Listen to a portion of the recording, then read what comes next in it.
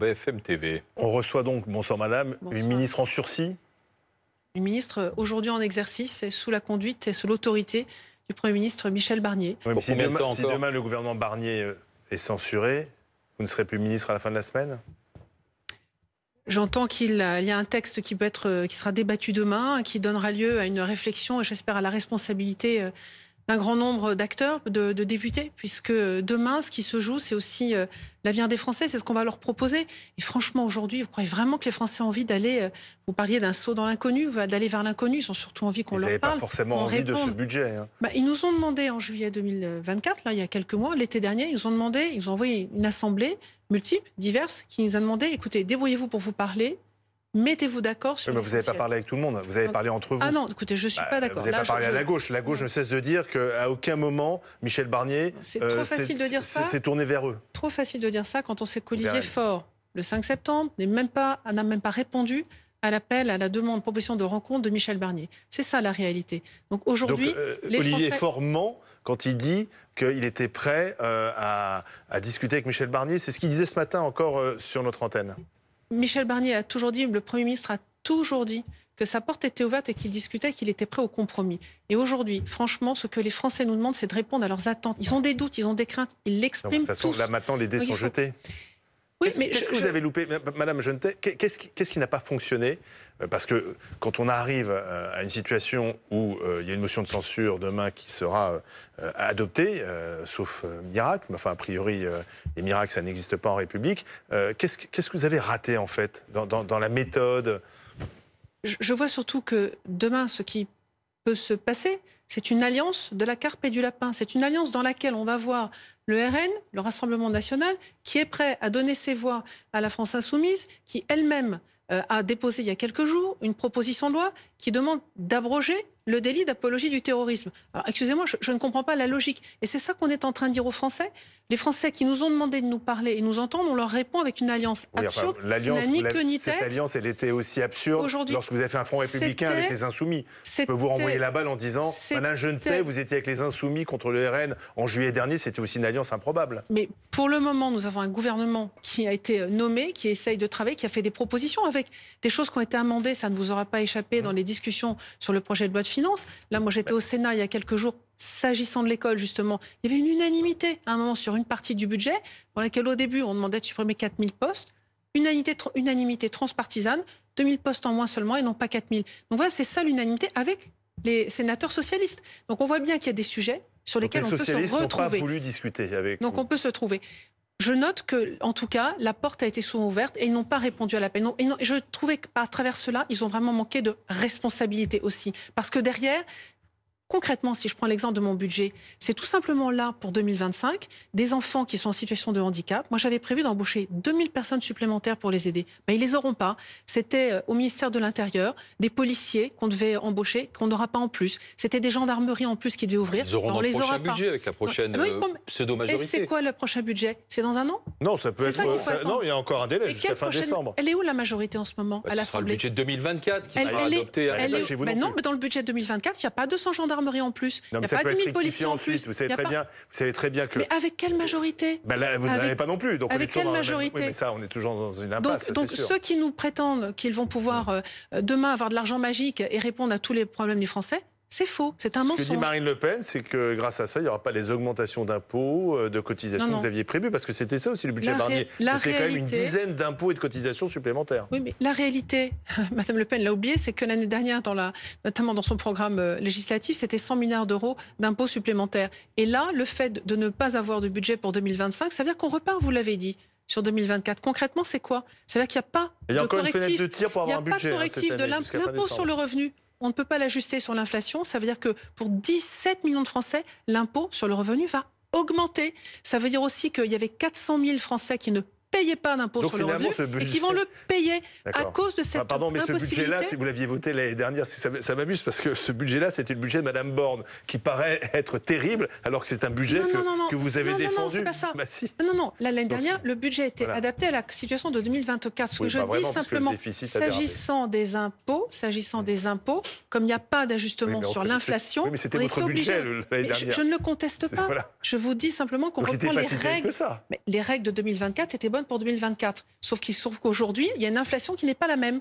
Et donc, ne pas l'ajuster, c'est des impôts en plus pour les classes moyennes. C'est ça la réalité. Ce sont des classes moyennes qui vont payer très cher l'irresponsabilité de cette alliance de la carpe et du lapin. Dans tous les cas, vous allez quitter votre ministère sur un mouvement de grève demain, avec 60%, 65% d'enseignants jeudi. Alors effectivement, et le droit de grève, encore une fois, qui est protégé par la Constitution, moi je le respecte.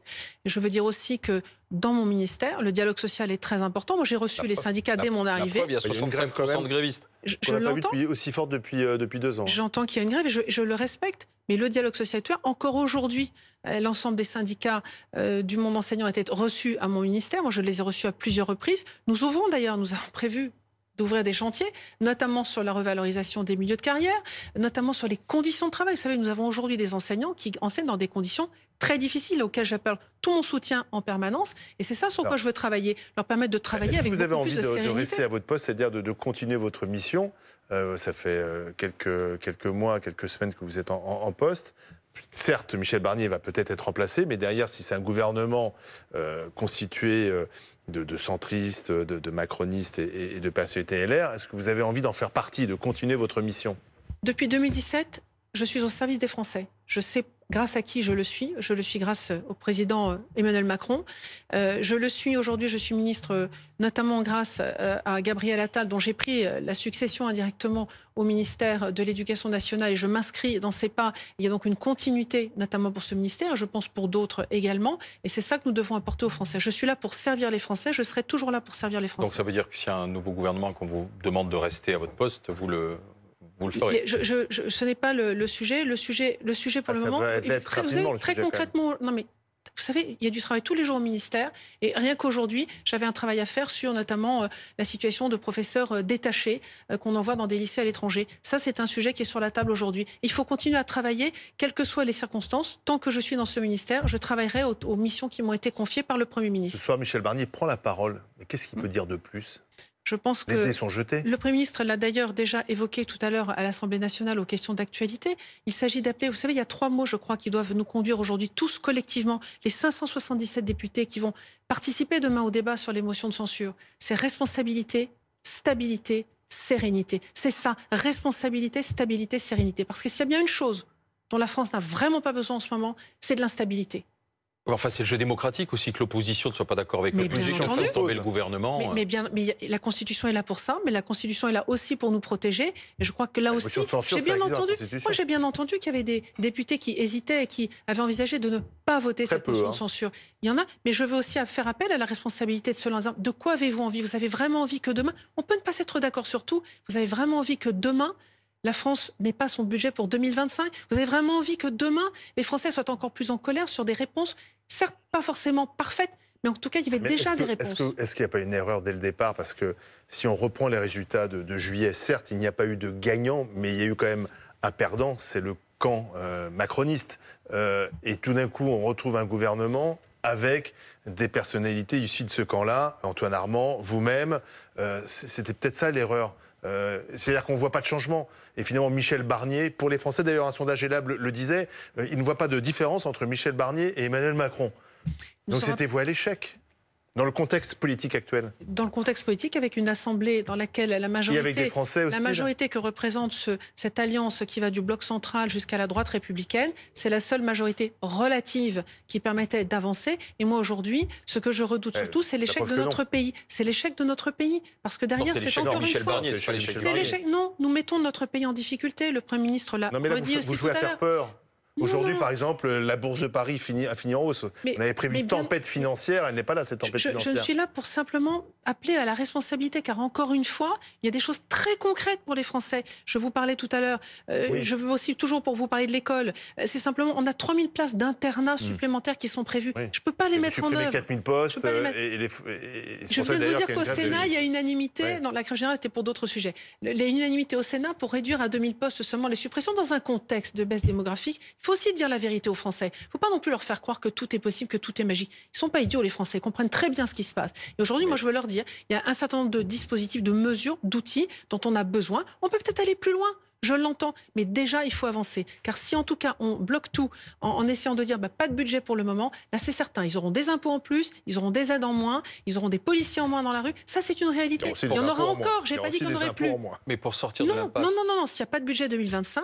Je suis désolée, il y a des impôts qui vont augmenter pour la classe moyenne. Qui vont augmenter, qui ne vont pas augmenter. Il y a des taxes que vous aviez votées qui ne vont pas être en attendant, la classe moyenne, elle va payer très cher. Il y a 400 000 foyers qui vont rentrer dans l'impôt sur le revenu. Les retraités, par exemple, ils vont pouvoir toucher une pension collée à l'inflation, ce qui n'était pas prévu par votre budget. Si on parle des plus âgés, c'est 6 500 places d'embauche qui étaient prévues dans les EHPAD. Oui, 6 500 embauches qui sont le 1er janvier, des retraités vont toucher la retraite qu'ils auraient dû toucher si vous n'aviez pas décidé de changer les règles. Je l'entends, mais ils vont aussi peut-être rentrer dans l'impôt sur le revenu avec un impôt qui va sur le revenu qui va augmenter. C'est ça la réalité. Je crois qu'il faut dire la vérité. Tout ce qui se passe est derrière un pays qui n'avance pas dans des conditions difficiles. Mais justement, est-ce que pour sortir de cette impasse politique, aujourd'hui, ce n'est pas la démission ou une élection présidentielle anticipée qui se pose et qui pourrait permettre d'avancer, à la ministre? Je vais être très clair. Le président de la République a été, ça ne nous a pas échappé, élu en 2017, réélu et très bien réélu en 2022. Alors à quoi bon? Après, il a perdu législative. Aujourd'hui, il a été réélu, il est élu pour un mandat de 5 ans. La Constitution est très claire. La Constitution est très claire. Il a un mandat de 5 ans. Et à quoi bon derrière? Qu'est-ce qu'on y gagnerait? De l'instabilité encore? De l'incertitude? Peut-être au contraire de la stabilité. Avec une assemblée qui sera toujours la même? L'Assemblée ne changera pas. Vous le savez très bien, elle ne peut pas changer. Il faut au moins attendre jusqu'à juillet 2025. Alors à quoi bon? Franchement, c'est vraiment ça. Et puis, je vais vous dire, je ne suis pas sûre que ceux qui appellent à sa démission en ce moment, je voudrais juste rappeler qu'ils ont perdu 3 fois l'élection présidentielle. Ce n'est pas eux à fixer le calendrier de la prochaine. Merci Madame la ministre de l'Éducation nationale, Madame Anne Genetet, qui était l'invitée de BFM Story. On va aller à l'Assemblée nationale retrouver Sophie Dupont pour BFM.